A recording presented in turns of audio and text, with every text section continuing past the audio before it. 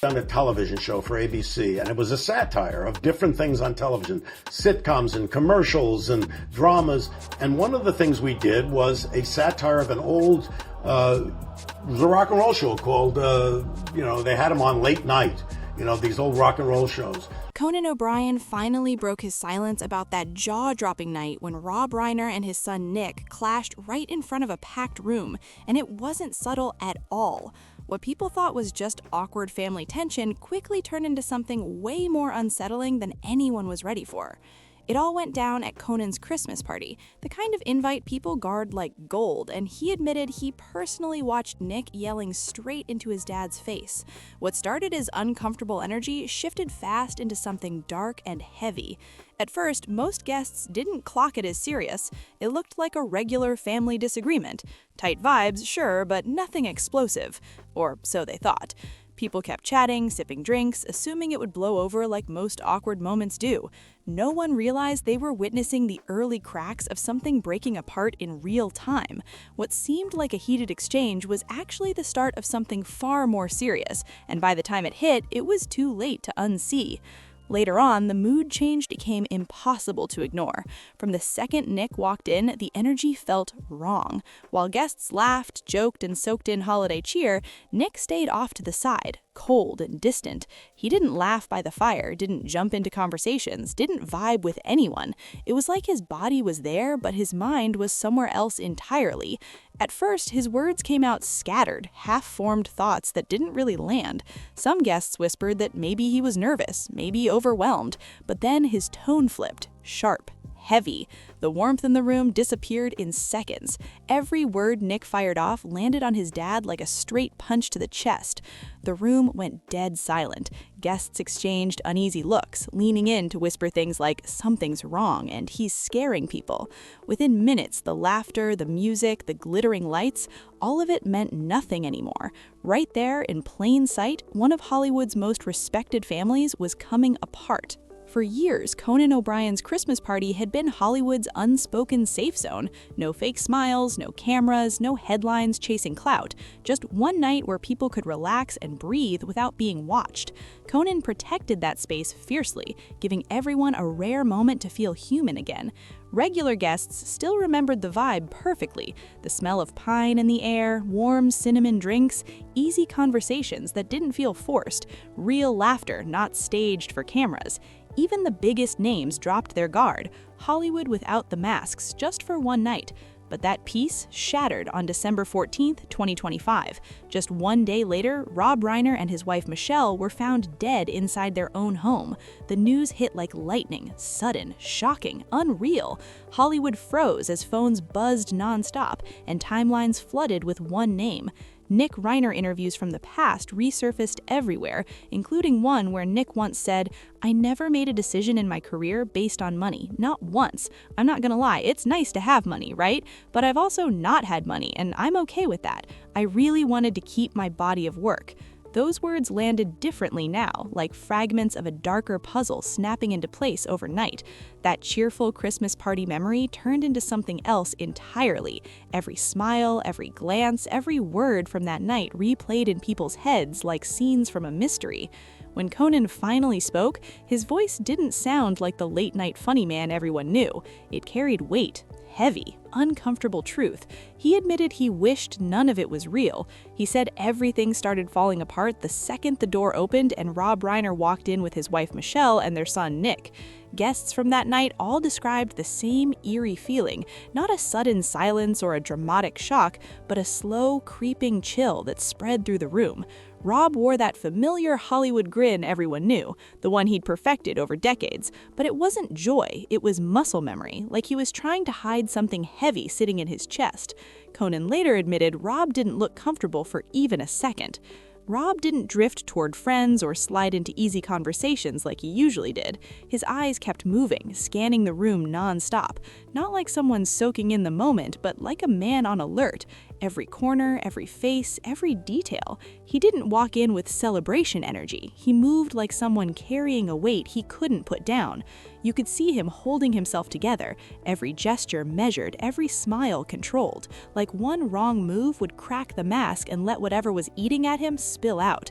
But before long, the tension stopped circling Rob and locked onto Nick instead. While guests gathered in small groups, laughing and chatting, Nick stayed alone, quiet, slow, distant. His eyes drifted from face to face, but never settled. It didn't feel like he was looking at people, it felt like he was studying them. Later, guests said it wasn't the feeling of being watched, it was worse. It felt like being analyzed, like Nick was sorting everyone into categories inside his own head that no one else could see or understand. Then came the moment that froze the room solid. Nick stopped directly in front of a well-known comedian. No greeting, no smile, no warmth at all. Just two flat, emotionless questions. Who are you? Are you famous? His tone wasn't angry or sarcastic, and that's what made it so unsettling. The warmth in the room drained out of the room instantly. Rob stood there stiff, jaw tight, trying to hold himself together while the atmosphere quietly shifted around him. He didn't rush to pull Nick away, but someone standing close noticed the tiny detail that said everything. Rob's hand clenched his glass so hard his knuckles turned white. That wasn't irritation anymore, that was fear, the kind only a parent feels when love, respect, and even reputation stop working. As the night dragged on, the tension that had been simmering finally cracked through, but Nick didn't yell or explode, and that's what made it terrifying. His voice stayed slow, sharp, and deliberate. Every word landed like a silent blast in that still room. He locked eyes with his father and said, "You're always talking about family values," then paused, his tone flat and cutting. "But everything is already arranged for the people you think deserve it." Rob froze for a split second, then fired back too fast, like this wasn't new, like this fight had played out before. Conan later said Rob didn't sound like a director trying to calm a scene. He sounded like a worn-out father just trying to survive the moment. Rob said, "Nick, this isn't the time. We've already talked about this." But Nick didn't slow down. He kept pushing, talking about money, power, and control. He brought up papers, deals signed behind his back, things he claimed were hidden from him. Some guests later whispered they heard words like will, decisions, and assets, all supposedly handed to people Nick didn't trust. And then came the line that shattered everything. You know, it's interesting, but that never happened to me, and the reason it never happened is because I started my own company, because I knew that I couldn't survive making stuff for other people. And it's not an ego thing at all. It's just I know the way I am. So I have to do what I think is right, and luckily I created an atmosphere where I could do that. It had been brewing for years, stacking up quietly, piece by piece, until it finally spilled out in the most public and painful way imaginable. Nothing about this was sudden. It was pressure that had been building in silence, waiting for the wrong moment to explode. Michelle tried to step in and slow things down. She reached out gently, touching Nick's arm, her voice shaking as she said, "Nick, not here, please." But when Nick turned toward her, his expression went ice cold. So cold that Michelle instinctively stepped back. That tiny movement said everything. Whatever this was, it had crossed into something no one could control anymore. Everyone felt it instantly. The room shifted hard. The air grew thick, tense, and dangerous in a way no one could quite explain. Rob tried to reason with his son, tried to pull things back from the edge. His calm voice, his authority, even his warmth meant nothing now. He stood there powerless, watching every move he'd ever made as a father stop working right in front of a full room. Conan later admitted he couldn't remember every word, but he said he would never forget the feeling. He said, "I didn't see a family argument, I saw pressure. One person pushing the others into a corner where every move felt wrong." It wasn't loud, it wasn't violent, it was quiet, psychological, and completely crushing. No one stepped in not because they didn't care, but because nobody knew how. Once that invisible line between parent and child snaps in public, there's no clean fix. This didn't end with hugs or apologies, it ended in exhaustion. Nick was the first to turn away, leaving Michelle pale, shaking, and silent while the entire room finally exhaled all at once. Rob stayed frozen, staring into nothing, like his brain hadn't caught up yet. A close friend quietly stepped beside him, placed a hand on his shoulder, and that's when Rob leaned in and whispered, barely audible, "I'm scared. I don't know what he'll do next." That moment wasn't anger, it was helplessness, raw and exposed. Everyone felt it. This wasn't about pride or control anymore. It was a father's fear, real and heavy. When the Reiner family finally left, nobody followed them to the door. No goodbyes, no polite smiles, just silence. Thick, aching silence that stayed long after their footsteps disappeared into the night. One guest later said it felt like watching someone walk out of a brightly lit room straight into total darkness with no idea what was waiting on the other side. When Conan spoke about that memory later, he couldn't even finish his sentence. He just stopped, sat there quietly, eyes filling up. What hit him hardest, he said, wasn't the argument. It was the fear. The same fear he'd heard whispered after parties once the laughter faded and the lights went out. Sometimes Conan and Rob would sit together in quiet conversation. No cameras, no audience, just two friends trying to make sense of life. Rob rarely said much, but every time Nick's name came up, his voice changed. Slower, heavier, more careful, like every word carried weight. He talked about rehab, about tiny flashes of hope that showed up for a while, then vanished just as fast. There was never anger in his tone, only this soft, cautious heartbreak, like he was scared even one wrong word could push his son further away. That was the fear Conan remembered, not a celebrity worried about headlines, but a father terrified his own child was slipping out of reach.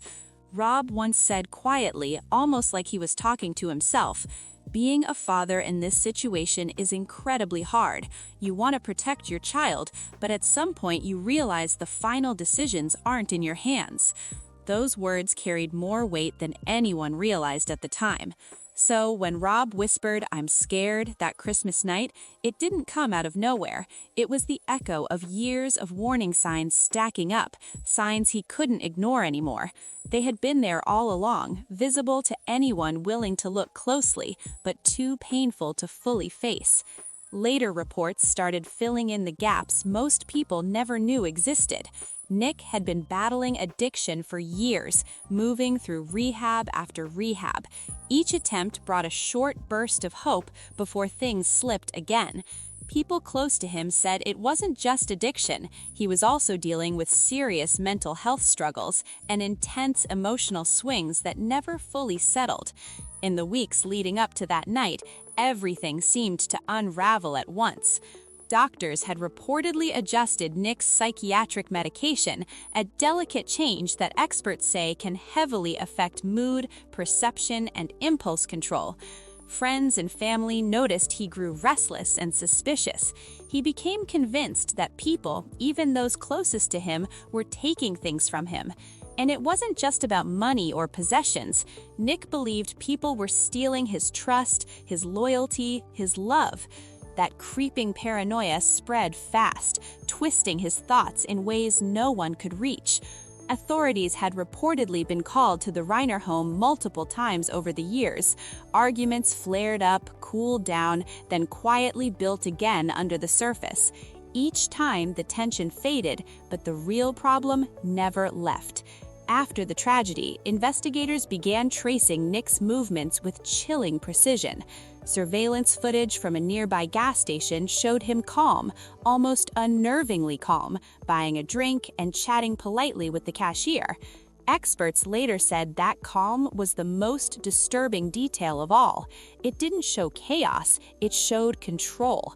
Reports said Nick took public transportation afterwards. No panic, no rush, no signs of someone unraveling, just that same haunting calm, like he was moving through the world unnoticed. Investigators later mapped out his steps from those days: quiet routes, planned detours, a deliberate effort to stay invisible. It left everyone wondering what was really going through his mind during that time.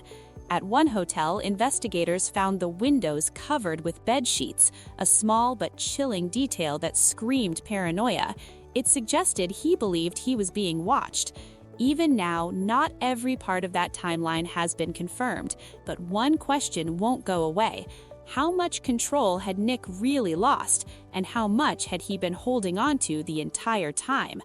Right now, Nick is being held in a high-security psychiatric unit under constant supervision.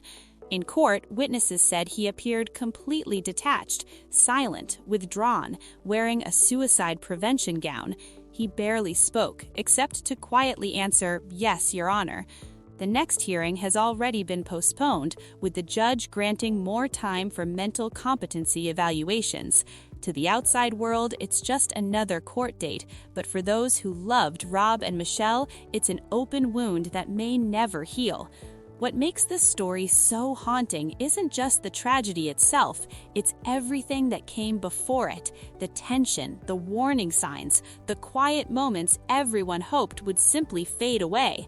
Conan said when he finally chose to speak, he wasn't exposing a scandal, he was exposing the truth. Nobody wanted to face it, but the signs had been there all along, painfully clear, impossible to ignore in hindsight. The investigation is still unfolding, leaving everyone trapped between cold facts and unbearable heartbreak. But one thing remains chillingly certain.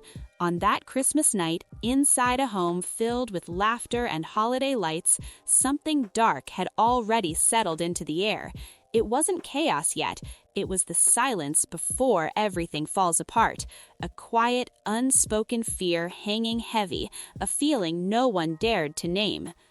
If this story hit you hard, make sure to like, subscribe, and drop your thoughts in the comments, because everyone is still asking the same question: how did no one see it coming?